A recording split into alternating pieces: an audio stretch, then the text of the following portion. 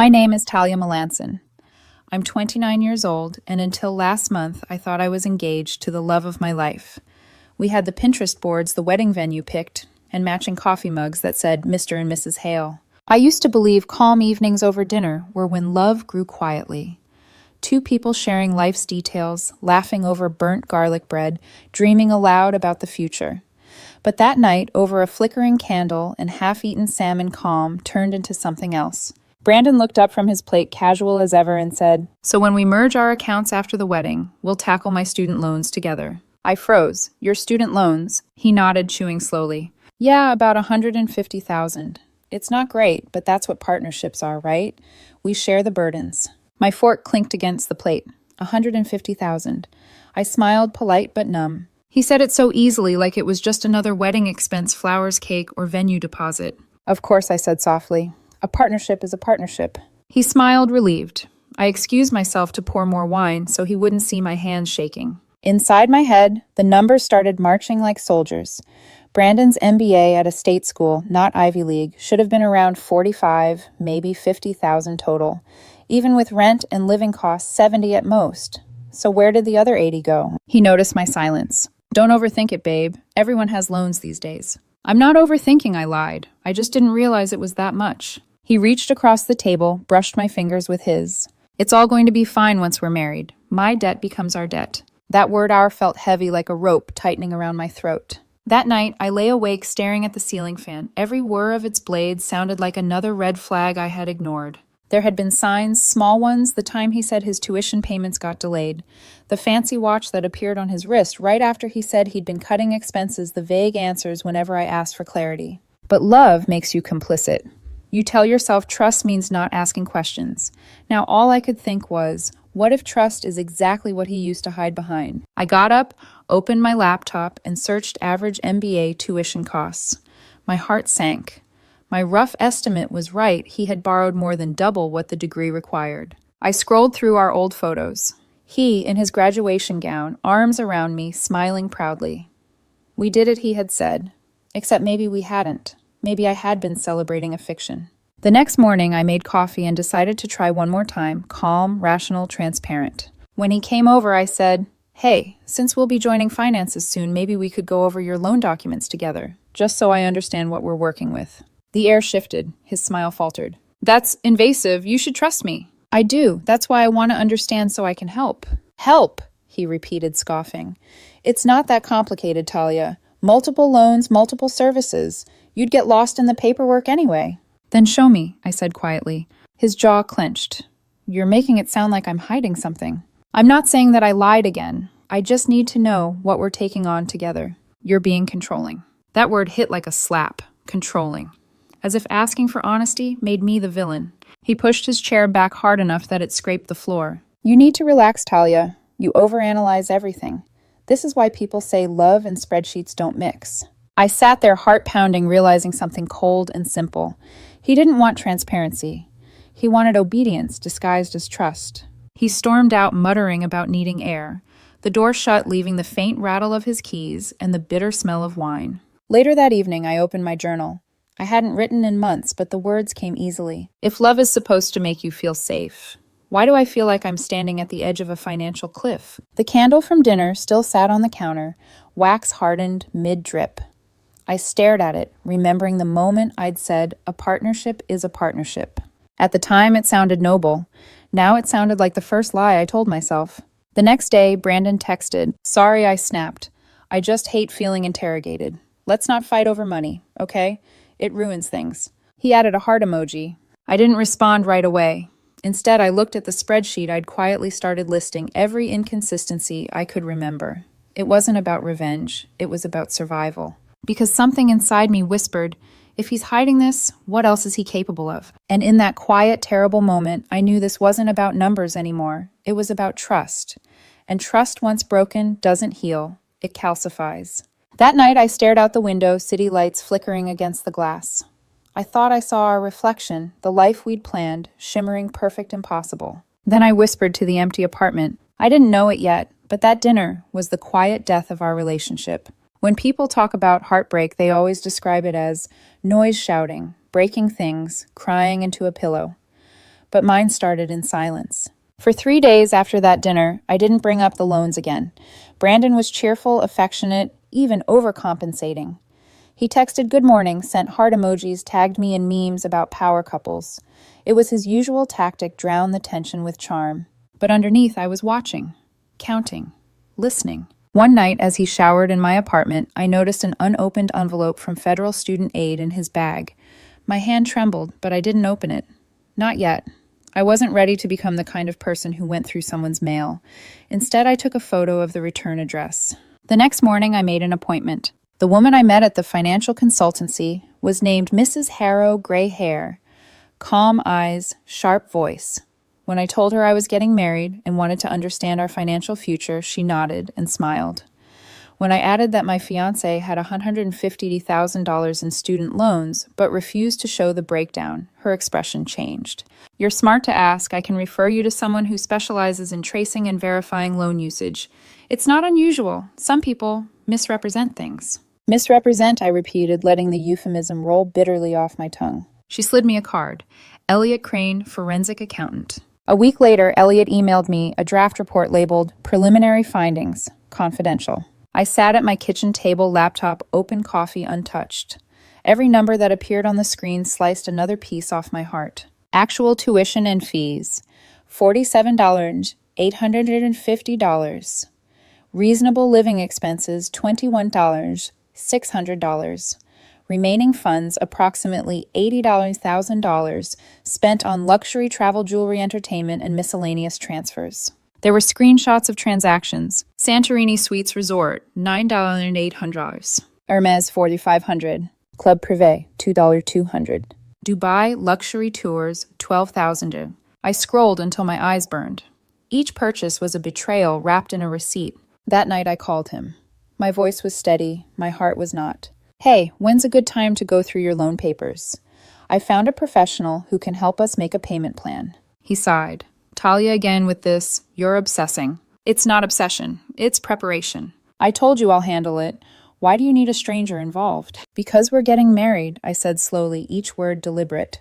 And marriage is about facing reality, not hiding from it. He went quiet. Then, you really don't trust me, do you? I want to, I said, but you're not giving me a reason to. He hung up. For 2 days, he didn't answer my texts. When he finally showed up, he was carrying flowers, lilies, my favorite. He placed them on the counter, kissed my forehead, smiled like nothing was wrong. Can we stop fighting? Please, I just want things back to normal. Normal. A word that once meant comfort now felt like camouflage. I asked him where the loan paperwork was. He laughed it off. At my parents' house. They co-signed everything. I'll get them later. Okay, let's go together this weekend. He froze. They're out of town. Really? Your mom posted a photo from their kitchen this morning. The air thickened. He crossed his arms. You're stalking my mom now. No, I whispered. I'm just done being lied to. His eyes narrowed. You know what, Talia? You're paranoid. You twist everything into some grand betrayal. Maybe I don't want to marry someone who treats me like a criminal. That one hurt. Not because it was true, but because part of me feared it might be. He stormed out again. The door shook on its hinges. That night I sat on the floor, the lilies wilted beside me. I thought about deleting the report, pretending I never knew. After all, love isn't perfect. Everyone makes mistakes, right? But the numbers kept haunting me. $80,000. You can't accidentally spend that much on mistakes. I opened my laptop again and reread the final paragraph from Elliot's report. Given the non-educational nature of these expenditures, the co-signers of these loans may be legally exposed to repayment responsibility for funds not used for their intended purpose. Co-signers, his parents, Robert and Diane. They had once called me the daughter we never had. They deserved to know. The next morning, I emailed Elliot. I'll need printed copies. Highlight tuition, luxury expenses, and transfers separately. I'll handle the rest. He replied instantly, Be careful, Miss Melanson. People rarely react well when confronted with proof. I closed my laptop and looked at my reflection in the dark screen. I didn't look like a woman planning a wedding. I looked like someone preparing for war. Before bed, I texted Brandon one last time. I hope we can talk soon. There are things that need to be cleared before we move forward. No response. Then, an hour later, he posted a photo on social media, him and his friends at a rooftop bar. Champagne bottles in hand, captioned, Enjoying freedom while it lasts. The irony burned. I lay awake until 3 a.m., phone on my chest, mind replaying the past 3 years, every dinner, every shared dream, every moment that now felt scripted. I whispered to the empty room. He thinks I'm overreacting, but when the truth finally surfaces, it'll drown him first. Saturday morning. The air was heavy with the kind of silence that comes before a storm. I stood in front of the Hale residence, clutching a manila envelope, the report that could end everything. Robert and Diane Hale had always been kind to me. Robert with his warm laugh and steady handshake. Diane with her habit of touching my arm when she spoke as if to make sure I felt included. They'd called me family since the day Brandon proposed. I'd loved them for that, which made what I was about to do feel like betrayal. When Diane opened the door, her face lit up. Talia. What a surprise, honey. Come in, come in. Inside, the house smelled of cinnamon and polish homey safe, undeservedly peaceful. Robert looked up from his newspaper. Brandon's not here, sweetheart. He's at the gym. I know, I said softly. I actually came to talk to you both. Something in my tone must have alarmed them. Diane's smile faltered. Oh dear. Is everything all right? I placed the envelope on the coffee table. It's about the student loans. Robert frowned. His loans. What about them? I hesitated. You co-signed them, right? Yes, all of them. A fortune, but worth it. Education's the best investment. He chuckled, unaware of what was coming. I swallowed hard. Mr. and Mrs. Hale. I hired a financial expert to review the loan records.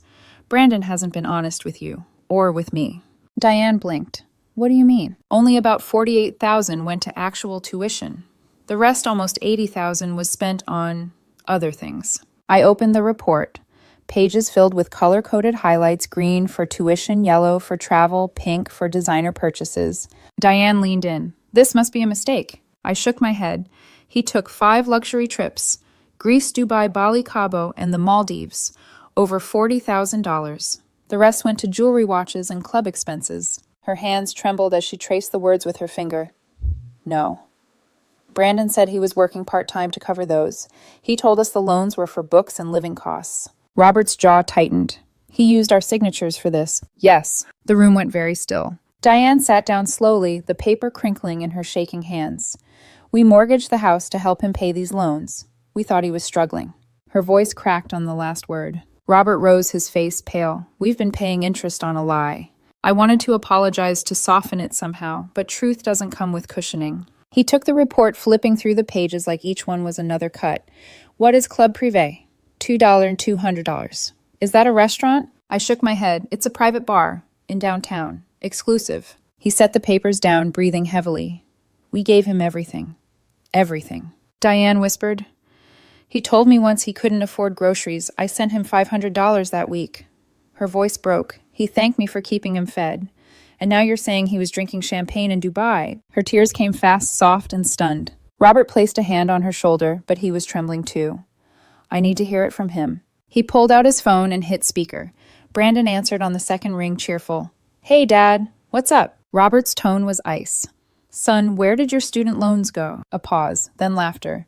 What? Tuition, of course. Why? 48,000 of it, yes. The other 80, Brandon's voice changed. What? The trips, the watches, the clubs, the things you bought with money you told us was for school. Silence. Then Talia's feeding you lies. You shouldn't listen to her. She's obsessed with control. Diane leaned closer to the phone. We saw the receipts, Brandon. Mom, you don't understand. Those were professional events. Networking. Robert's knuckles whitened. Networking in Santorini. It wasn't like that. Then explain it, Robert barked. Explain why you mortgaged our home for an education you turned into a vacation. Brandon's voice cracked with anger. You're overreacting. It's just money. Robert's face darkened. Money we don't have. Your mother went back to work for this. I'll pay it back, when Robert asked coldly. Between your parties. For a moment, all I could hear was breathing heavy, ragged, furious. Finally, Robert spoke low and final. You've stolen from us. From Talia. From yourself. Dad, come on. The call ended with a sharp click. Diane pressed a trembling hand to her lips. He lied to us for years. Robert turned to me, eyes rimmed with tears he refused to let fall. Thank you for telling us. This must have been hard. I nodded, but guilt pressed on my chest like a weight. I never wanted to hurt you. He sighed. No, dear, you didn't. You just showed us what was already broken. He walked to the window, staring out at the garden he'd built himself. His voice was quiet but dangerous. I need to make some calls. As I stood to leave, Diane caught my hand. Her eyes were glassy, her voice trembling. You're a good woman, Talia. Don't let him make you doubt that. Outside, the sky was gray and brittle. I got into my car and sat there for a long time staring at the dashboard, unable to move. It should have felt like justice, the truth finally out. But all I felt was hollow. Inside that house, a family had just been torn apart by the same truth that had already ruined my engagement. And I was the one who pulled the thread. As I started the engine, my phone buzzed a text from Brandon. You think you've won, you just made a big mistake. I stared at the screen until the words blurred. Then I whispered to no one. So this is what the truth costs. You'd think that after truth detonates, there'd be silence, some clean, emptiness, a place to breathe again. But when liars fall, they don't fall quietly. They grab whatever's closest on their way down. And that's exactly what Brandon did. It started with whispers. A few mutual friends unfollowed me on social media. Then the comments appeared, subtle, sharp. Money changes people. Poor Brandon, she ruined him over a misunderstanding. She's always been controlling. I scrolled in disbelief. He'd flipped the narrative before I even realized he was playing defense. Then came the explosion. Brandon posted a long confession online. A photo of him looking desolate, captioned, "It's hard when the person you love uses your past against you. I trusted her with my struggles, and she hired someone to spy on me. Financial abuse is real." Thousands of likes. Comments overflowing with sympathy. You deserve better, bro. Toxic women love controlling men with money. Glad you dodged that bullet. I read every word like they were stones being thrown. By Monday morning, even my company had seen it. My manager, Olivia, called me into her office. She closed the door gently. Talia, we need to talk. The Shena HR representative sat beside her, expression neutral. Olivia turned the laptop toward me. There it was, Brandon's post projected on a big screen tagged with my full name and workplace. We don't believe it, Olivia said quickly, but the board saw this, and we need to document your side. I swallowed hard. It's not true. I never abused him. I found out he defrauded his parents and lied about his debt. I can prove everything. Do you have proof? HR asked. Yes. I reached into my bag and handed them the thick folder, the forensic report screenshots of our texts, the threatening message he'd sent after I talked to his parents. You'll regret this. Olivia flipped through it all, eyes wide. My God. HR closed the folder gently. Ms. Melanson, keep this documented. If he contacts you again, inform us immediately.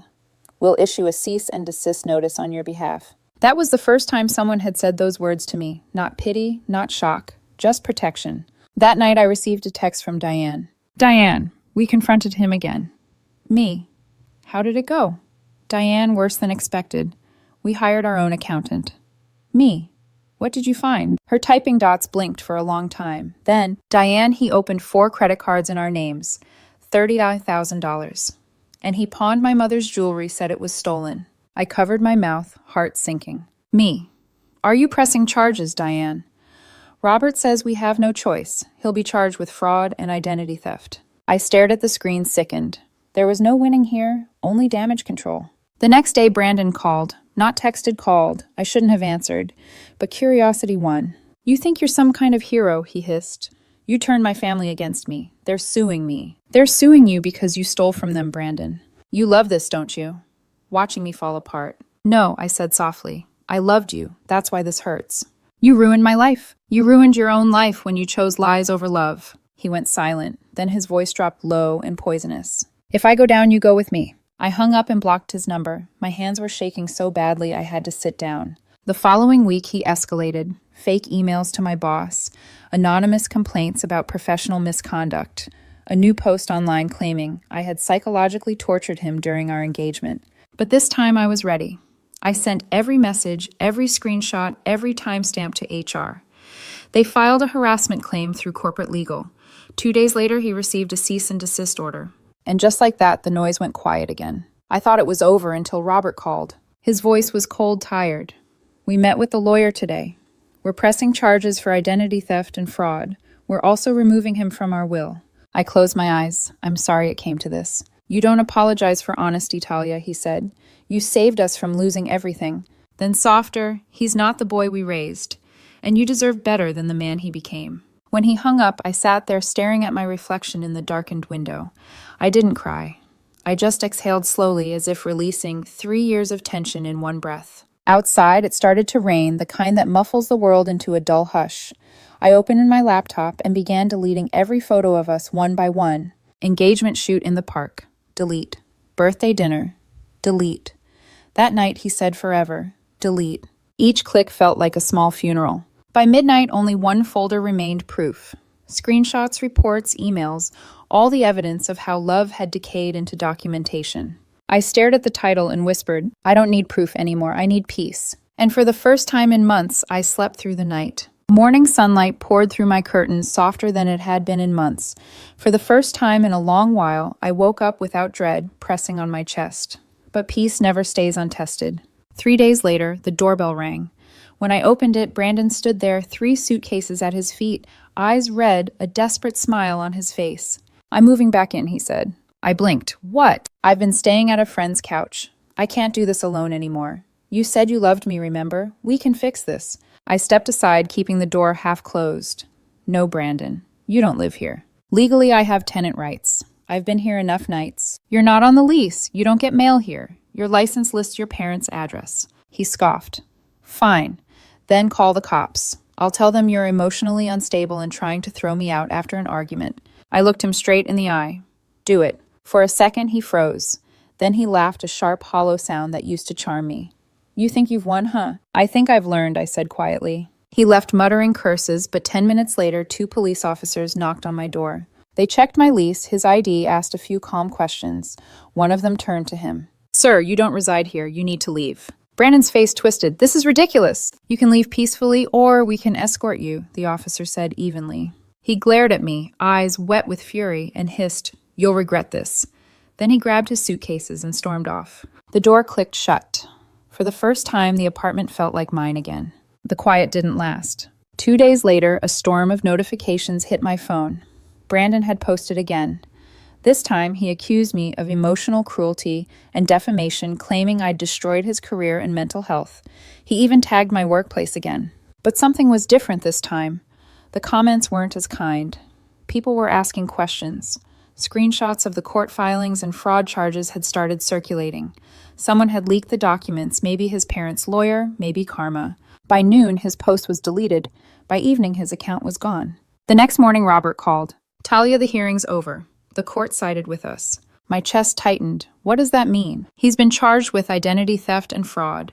He has to repay the $30,000 he stole plus damages. Probation and community service. I exhaled. That's something. "It's justice," Robert said quietly. "Not satisfaction. Just justice." His voice softened. "Diane wanted me to tell you we still want you over for dinner whenever you're ready." I smiled through the lump in my throat. "Thank you. But I think I need time." "Take all you need, dear. You've been through hell and came out stronger." That evening, I took the engagement ring out of the drawer. It glimmered faintly under the light, the same ring I used to twist nervously during meetings, the one that once symbolized a future. I held it between my fingers for a long time before deciding.